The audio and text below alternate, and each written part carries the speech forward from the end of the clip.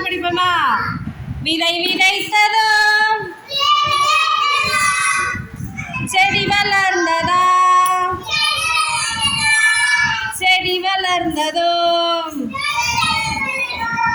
மரமானதாம், மரம் வளர்ந்ததும் பூ பூத்ததாம், பூ பூத்ததும் காயானதாம்,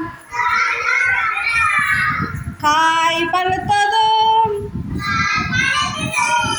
பழமானதாம், பழமானதும்